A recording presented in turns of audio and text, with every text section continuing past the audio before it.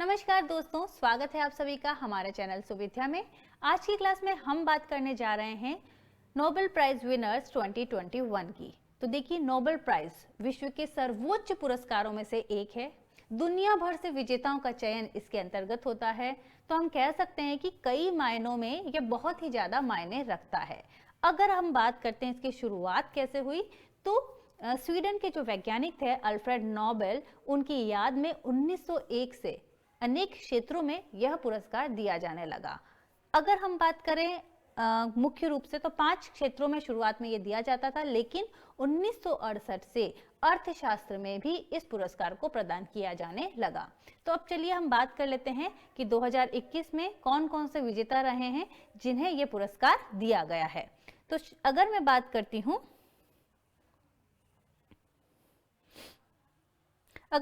करती हूं Nobel prize पुरस्कार 2021 की, तो देखिए ये मुख्य रूप से ध्यान रखें कि 6 क्षेत्रों में ये पुरस्कार दिया जाता है। कितने क्षेत्रों में? 6 क्षेत्रों में दिया जाता है।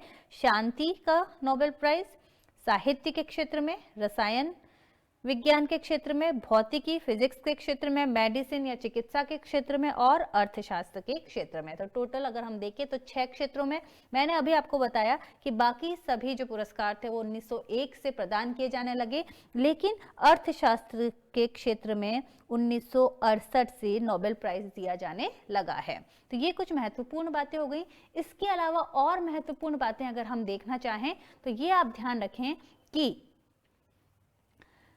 भौतिकी में, ठीक है ना, यहाँ पर जो मैंने ये दिखा है कि भौतिकी में, इसके अलावा केमिस्ट्री में, ठीक है ना, रसायन में, इसके अलावा अर्थशास्त्र में, ये जो 3 क्षेत्र हैं, भौतिकी, केमिस्ट्री यानी रसायन और अर्थशास्त्र में, जो नोबेल पुरस्कार का जो चयन है, विजेताओं का जो चयन है, वो किसके माध्यम से किया जाता है?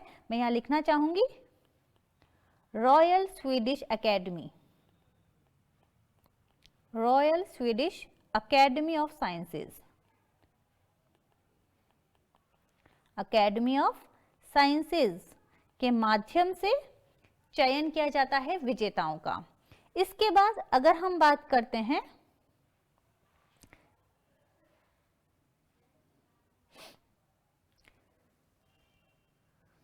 इसके अलावा अगर हम बात करते हैं साहित्य के क्षेत्र में, ठीक है, ध्यान रखें, साहित्य के क्षेत्र की अगर हम बात करते हैं तो ये जो नोबेल पुरस्कार है वो स्वीडिश एकेडमी के द्वारा दिया जाता है। किसके द्वारा दिया जाएगा?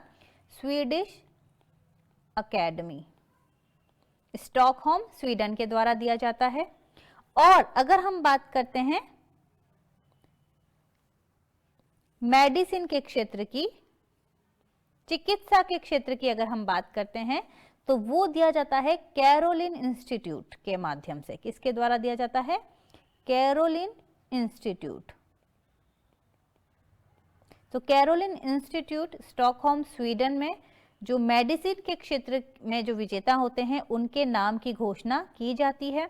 अब यहाँ पर रह गया है शांति का नोबेल प्राइज। तो शांति का जो नोबेल प्राइज है, वो शांति का नोबेल प्राइज किसके द्वारा दिया जाता है वो भी मैं आपको बताना चाहूंगी।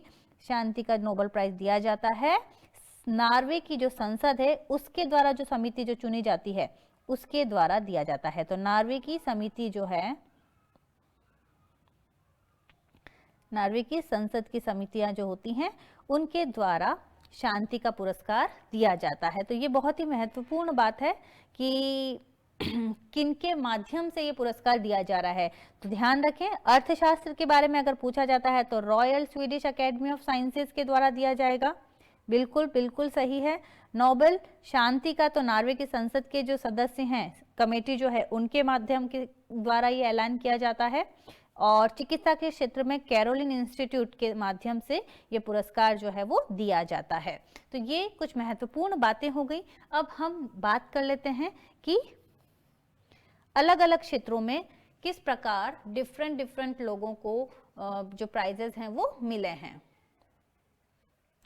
तो देखिए, सबसे पहले अगर हम बात करते हैं नोबेल प्राइज विनर पीस के क्षेत्र में, ठीक है, शांति के क्षेत्र में जिन्हें मिला है, 2 नाम आपको याद रखने हैं, मारिया रेसा और दूसरा है दिमित्री मुराटोव। 2 नाम है आपके सामने। तो देखिए, याद करने की बहुत अच्छी सी ट्रिक मैं आपको बताना चाहूंगी। नोबेल प्राइज पीस प्राइज जो है वो 2 लोगों को दिया गया है। अब देखिए सबसे ज्यादा शांति व्यक्ति कब अनुभव करेगा? सबसे ज्यादा शांति का अनुभव उसे जब होगा जब वो व्यक्ति मरने से संबंधित अगर हम बात करते हैं तो देखिए जहां पे भी मर शब्द आया है, यहाँ पर भी और यहाँ पर भी मुराम जो है वो मर से रिलेटेड शब्द अगर आपको दिख रहा है तो वो आप ध्यान रखें कि वो किसे मिला है? शांति के क्षेत्र में। तो व्यक्ति सबसे ज्यादा शांत कब होता है? 2 ही चीजों में हो सकता है, या तो उसका वो मरा है तो मारिया याद रखें, और या फिर सिर्फ अगर 2 ही मित्र होंगे ना, मित्र 2 मित्र हैं वहां तक तो शांति होगी। 2 से ज्यादा अगर मित्र हो जाते हैं ना तो आप ध्यान रखें कि कहीं ना कोई कलह शुरू हो जाएगा। 2 के अलावा एक तीसरा अगर एंट्री मार लेता है फ्रेंडशिप में तो भी बहुत सारी लड़ाइयाँ हो जाती हैं। तो द्विमित्री से आप याद रखें, 2 मित्र हैं तो शांति है। इसके अलावा मारिया से ध्यान रखें, तो मारिया रेसा जो कि फिलीपींस की हैं और दिमित्री मुराटोव रूस की। उनको जो शांति के क्षेत्र में दिया गया है तो किस आधार पर दिया गया है? उन्होंने अभिव्यक्ति की स्वतंत्रता की रक्षा के उनके प्रयासों के लिए शांति का पुरस्कार दिया गया है। तो ये महत्वपूर्ण बात थी। नोबेल पीस प्राइज जो है किन्हें मिला है? शांति का पुरस्कार मारिया और दिमित्री मुराटोव को मिला है। इसके बाद नेक्स्ट हम देख लेते हैं नोबेल प्राइज इन लिटरेचर, यानी साहित्य के क्षेत्र में किन्हें पुरस्कार मिला है। तो देखिए साहित्य के क्षेत्र की अगर हम बात करते हैं तो देखिए जो साहित्य जो बहुत ज्यादा साहित्य पढ़ते हैं ना, साहित्य जो है वो किससे रिलेटेड हो जाएगी कि अगर कोई पर्सन जो है वो बहुत ज्यादा क्या कर रहा है? बुक पढ़ रहा है। अब ये तो मुझसे नहीं अच्छी बनी, तो if a person is having books, ठीक है ना, उस पर्सन के पास क्या है? बुक है,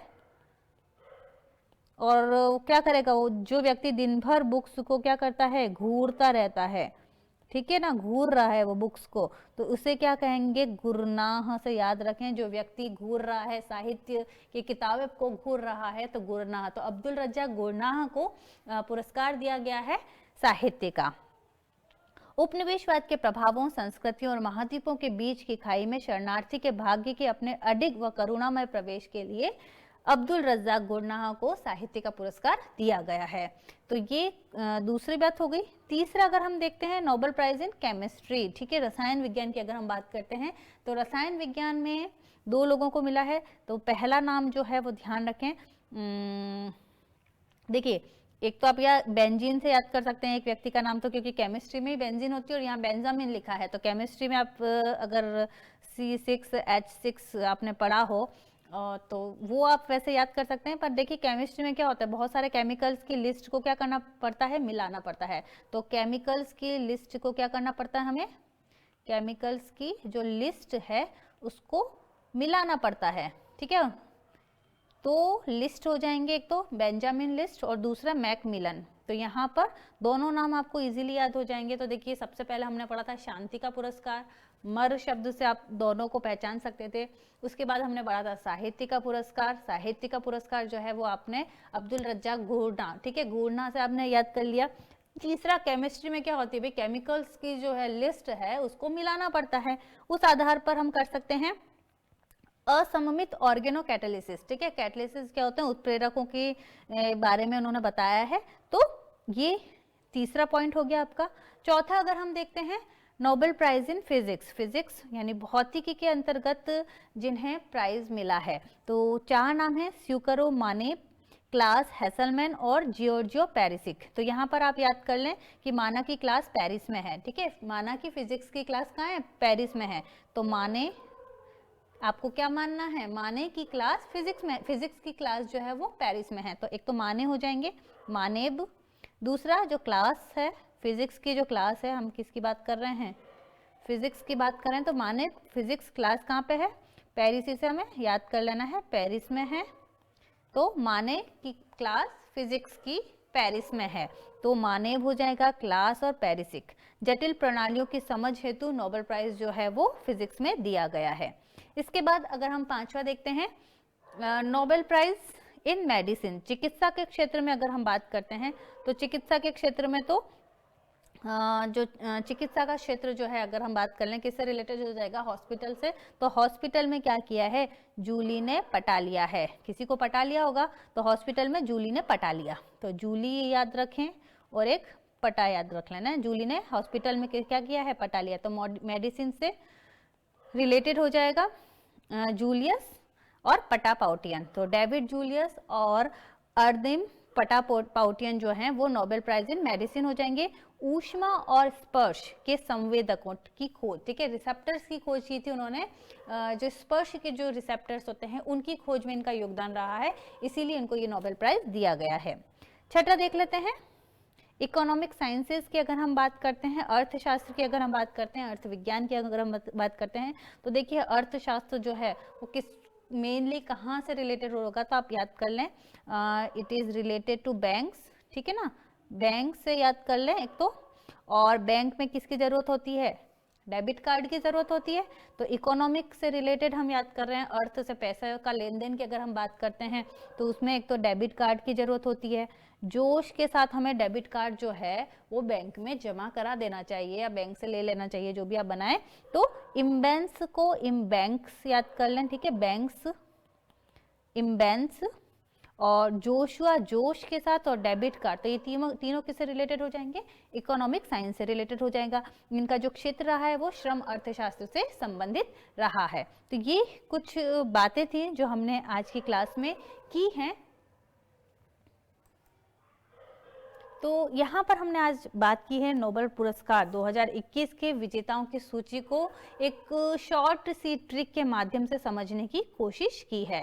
तो आशा करती हूँ कि आपको हमारी क्लास जो है वो पसंद आई होगी, और अगर वीडियो पसंद आई है तो प्लीज़ इसे लाइक करें, शेयर करें, सब्सक्राइब करें। आप सभी का बहुत बहुत धन्यवाद।